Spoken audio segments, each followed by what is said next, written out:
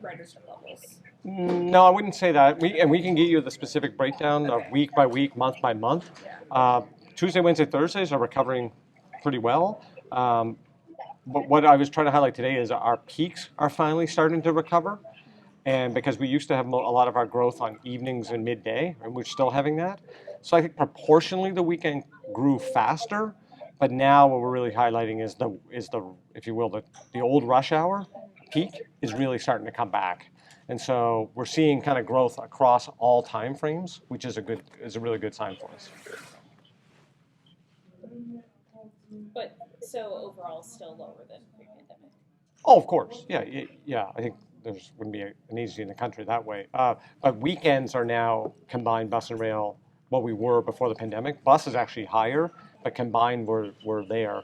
And we believe weekend we're going to be able to go back to the highest in the history of the agency, which is kind of the early teens, were some of the highest in the history of the agency on weekends. But the important thing to emphasize is over the last year in particular, every month the trend is improving.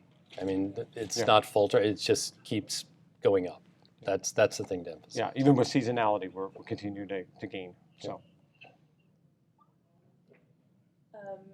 And in terms of budget deficits, so I know that the fiscal cliff with COVID-19 relief funds kind of dwindling out and federal funding isn't necessarily all the way there.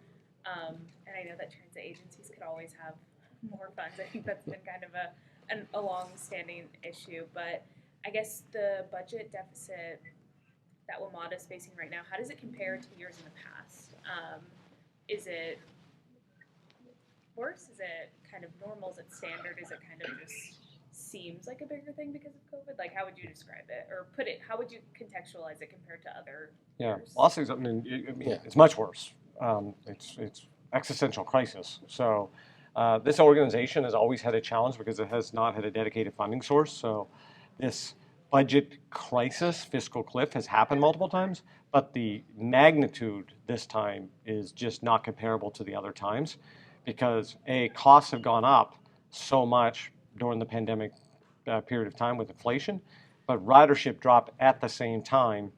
So you put those kind of two factors together, it was kind of accelerated the normal fiscal kind of challenges that WMATA had and really amplified it. So we were gonna continue to have kind of the same thing, New York Times. So New York deals with this, New Jersey, agencies not funded to the full level they need to be. But COVID, the pandemic really brought it to bear much faster and a much higher level. Yeah, and without the dedicated funding stream, it was always a challenge, every year, but the deficits were, much smaller and definitely more manageable. But as the general manager said, because of COVID, this one is really, significant and, really put the organization at a point of, being at a financial existential crisis. So, as it did in other agencies across the country.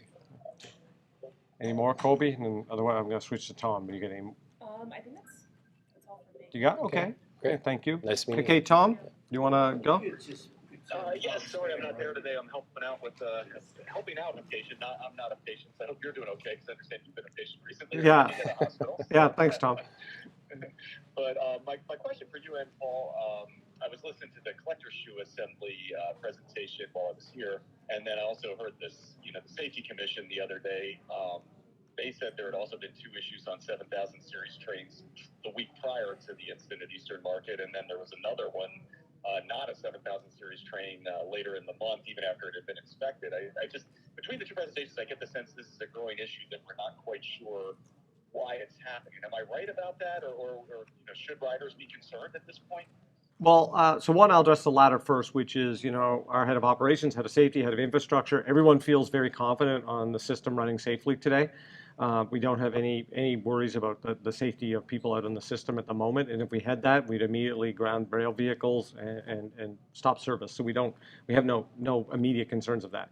I think that there's a little conflation going on between 2 very different things. One is, and what we're trying to do today is just be extra transparent publicly with the board, but also to the public at large. One is a collector shoe issue that we had a piece of, lack of better, high or kind of misaligned piece of third rail that is knocking shoes off.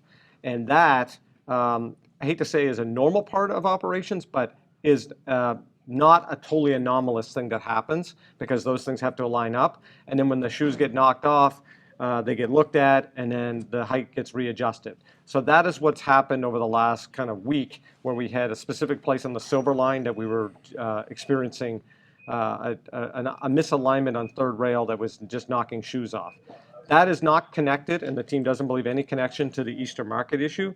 So the shoe piece was a piece of rail out of alignment, and we're doing a kind of a double check across the entire system to make sure we don't have other misalignments of third rail. And yet we've run our track geometry vehicle, and we've done a multitude of walking inspections, and we haven't seen any, but we're going to do an even deeper test to kind of isolate that.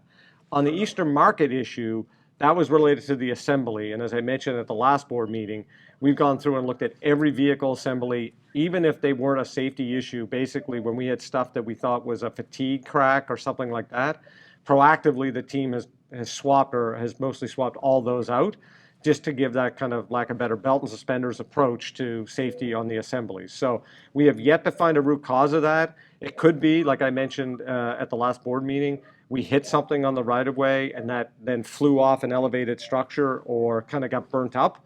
That is certainly a possibility, and therefore we may never know. On the other hand, this other deeper dive we're doing might lead us to something else. So again, we feel all the vehicles are safe. We do not believe this has anything to do right now with the because it's a 7,000 per se, but we're going through all of those details, and we're just going to keep publicly updating the board and obviously the public at large as we find more information. And were the issues the safety commission talked about, the previous week, were those assemblies or were those just shoes? Tom, I apologize. I didn't have a chance to watch the board meeting, so I'd have to review what they talked about to comment on it. Okay. And Paul, I know you had some questions in the meeting. Do you have any concerns about this right now? No, look, I think the team is taking a really, again, like Randy said, a very transparent approach to this. I think the board understands that there are the two issues, but my question's focused on, the other issue, and if there's something here that, we should be aware of. We had never heard about it before, so, was just curious about it, just teasing it out a bit. And, I think the team, is doing what they should be doing, and, I think, from what we've seen so far, things are going okay, and no one, they're not obviously going to operate, as the general manager said, in an unsafe situation. So, we feel pretty confident that the approach they're taking is the right one. Yeah, Tom, to be honest, I've been around the transit business, I don't know, 25 years at this point, or 20 some years. I'd be hard pressed to find a board conversation anywhere in America talking about rail shoes.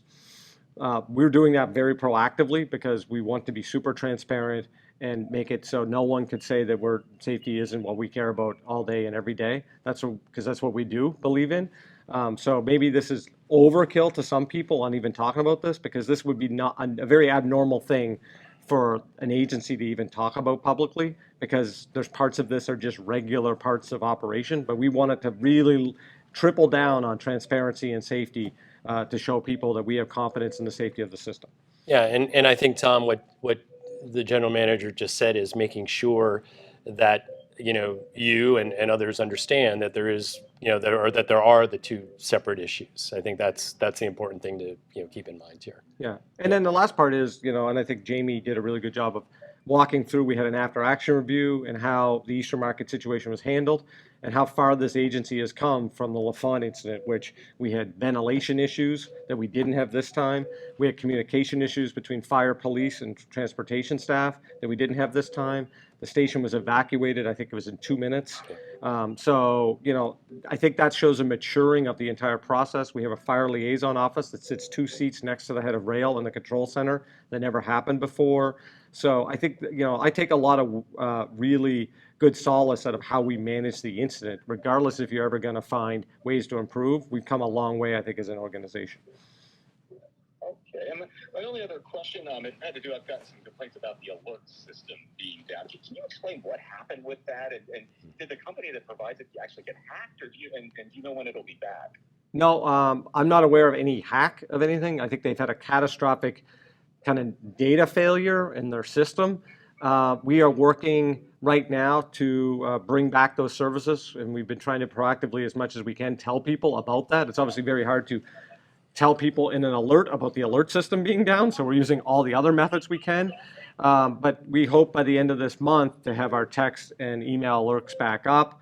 But yeah, they had a catastrophic failure. They did not, my understanding, have the redundancies built in the way they were probably supposed to through the contract, and we were going to be looking at kind of remedying that with that vendor as well. But you know, it's one of those things that as you get into a more digital society, we need vendors to perform, and our team is working through that. So I'm happy, Tom, to get Sarah or somebody to reach out to you and give you more information specific on that. But that's where we are. This is an urgent thing at this organization. Every single day, I'm basically getting an update on where we are with our alert system because we know we need to get this up and running. Okay. Thank you both for letting me call in this way. I appreciate it. Okay, Tom, take care. Thanks, Tom. See ya. Take care.